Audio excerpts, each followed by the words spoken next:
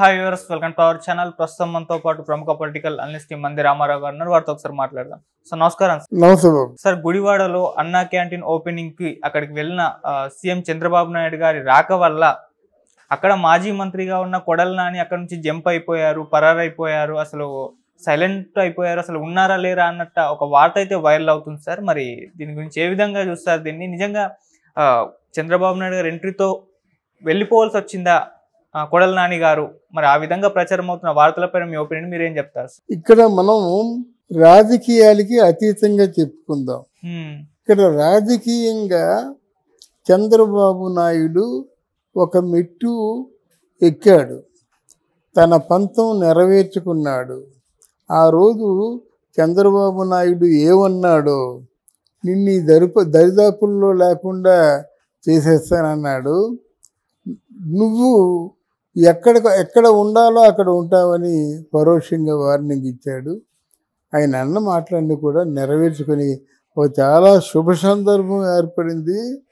NT Ramarao గారి పార్టీలోకి రాగానే తన పుట్టినూరు గుడివాడలో ఆయన గెలవడం మాత్రం ఈ సందర్భంగా అందరూ గుర్తు చేసుకోవాలి. రాజకీయాల్లో ఉంటారు కానీ ఇంత పనికిమాలిన రాజకీయ నాయకులు తక్కువ మాటలు మాట్లాడలేదండి. ఆయన ఎన్ని మాటలు మాట్లాడండి.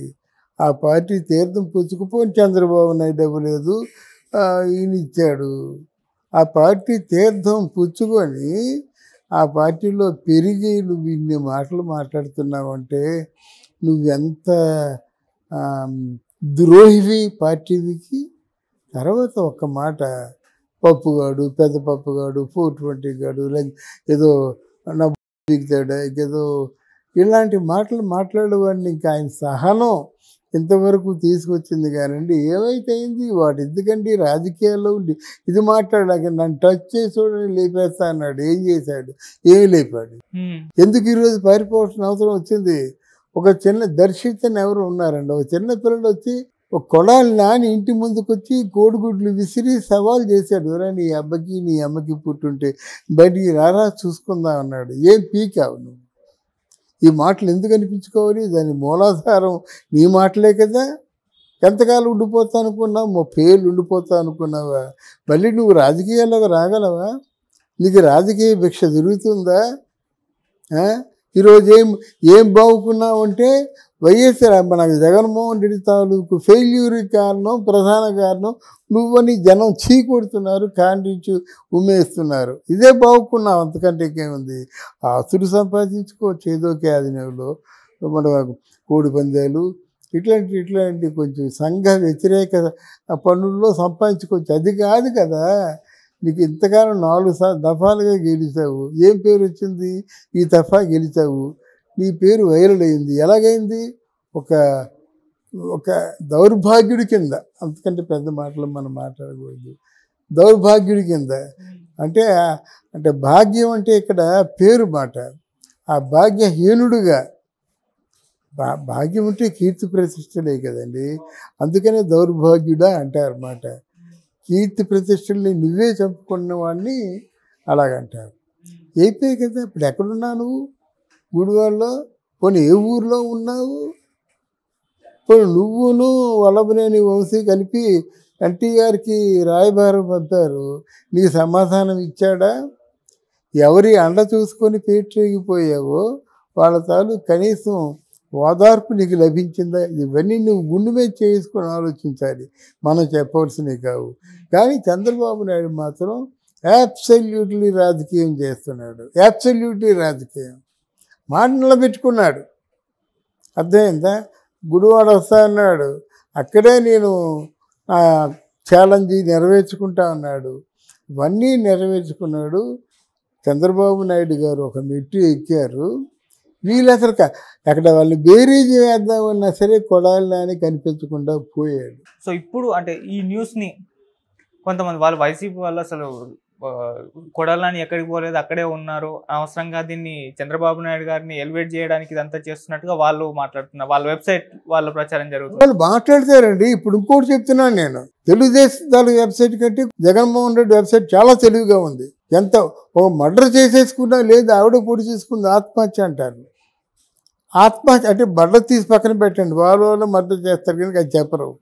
ఆత్మహత్య చేసుకుంది మొగుడు పిల్లల గొడవ ఏంటంటే, అవును మేము చూసామని 10 మంది వస్తారు. మీడియాకి కావాల్సిన సాక్ష్యాలు ఆధారాలే కదా. ఎవరి మీదైనా కోపం వస్తే మర్డర్ చేసేయడం, వెళ్ళి పలకరించడం, తెలుగుదేశం వాళ్ళు చేశారు దాన్ని పూర్తిగా నమ్మించడం. ఈ సందర్భంగా చాలా ఇన్సిడెంట్స్ ఉన్నాయి చెప్పుకుందాం, కానీ ఇక్కడ వాళ్ళ మీడియా చాలా ఫోర్స్గా పనిచేస్తుంది. వాడు పెద్ద స్లోగన్ ఏంటంటే, మీకు 46 మా 40% మీరు ఏం పొడి చేశారో అంటున్నారు. 6% కదా అంటున్నారు. వీళ్ళందరూ కూడా ఓటర్లు ఏమనుకుంటే 6% అంటే తక్కువ అనుకుంటారు. 1% తక్కువ కాదండి, చాలా హ్యూజ్ డిఫరెన్స్ 1%కి. అంటే ఇలా పొలిటికల్ గేమ్ ఆడుతున్నారు. వాళ్ళు మీడియాని పూర్తిగా ఉపయోగించుకుంటున్నారు. అప్పుడే ఆ మీడియాని పల్లక మోసేటువంటి ఎనలిస్టు మహానుభావులు, ప్రొఫెసర్లు, ఇంకెవరో మేధావులు వీళ్ళందరూ కూడా జగన్మోహన్ రెడ్డికి మళ్ళీ భారీ ఎత్తున కొమ్ము కాస్తున్నారు. మరి ఆ రాజకీయాలకి సరిపడే మనిషి అని కొమ్ము కాస్తున్నారు. ఈ ప్రపంచంలో జగన్మోహన్ రెడ్డి అంత ఉత్తమమైనటువంటి వ్యక్తి లేడు. అపర శ్రీరామచంద్రుడు, అపర వెంకటేశ్వర స్వామి అని కొమ్ము కాస్తున్నారు. వాళ్ళ మనస్సాక్షిగా తెలియాలి. కానీ డెఫినెట్గా మనం ఈరోజు చెప్తున్నాం, జగన్ మీడియా చాలా పవర్ఫుల్గా ఉంది సార్. అంటే ఒకప్పుడు చంద్రబాబు నాయుడు గారిని చూస్తేనే కొడాలి నాని పూనకాలెత్తేసినట్టుగా మాట్లాడేవాడు. ఆయన ఎమ్మెల్యే గెలిచి మంత్రి అయిన ఆయన నియోజకవర్గంలోకి వెళ్ళినప్పుడే సైలెంట్ అయిపోయాడు, అజ్ఞాతంలోకి వెళ్ళిపోవడం. ఏ విధంగా చూస్తారు? అన్నిటిం కాదండి, నెక్స్ట్ తెలిసేది జైలుకి వెళ్తాడు కొడాలి నాని. నీకు ఇప్పుడు మనం ముందుగా కొడాలి నాని జైలుకి వెళ్తాడు. వాడేమో పేరు నాని ఉన్నాడు, వాడు సన్నాసి అని ఆయన ఒక చెప్పు చూపిస్తే ఈ 2 చెప్పులు చూపించాడు. ఆయన జైలుకి వెళ్తాడు. మా అంబటి రాంబాబు సాదాసీదా జైలు, ఎందుకంటే ఆయన డ్యాన్స్లు ఆడుకునేవాడు కనుక ఏదో మోస్తారు, వదిలేస్తారు. ఇక్కడ ఇంకో వ్యక్తి గురించి మనం ఇంకో వీడియోలో చెప్పుకుందాం. గుడివాడ అమర్నాథ్ లాంటి అమాయకుడు కూడా మామూలుగా చూసి చూడనట్టు కూరుకుంటారు. కానీ కొంతమంది మాత్రం తప్పకుండా జైలుకి వెళ్తారండి. దీనిలో దోరపూడి చంద్రశేఖర్ అప్పుడే ఒక 50,000 కోట్ల స్కామ్ బయట పెట్టారు, ఆయన జైలుకి వెళ్తాడు. ఎవరు మరి దొరబాబు గారు జనసేన పార్టీలో చేరిపోయారు. ఇట్లాంటి పరిణామాలు ఉంటాయి కనుక చిత్తుగా ఓడిపోయింది కొడాలి నాని. 4 మెట్లు అధిగమించి తన అన్న మాట నిలబెట్టుకుంటూ పరిపాలన మీద సంపూర్ణంగా దృష్టి కేంద్రీకరించిన వ్యక్తి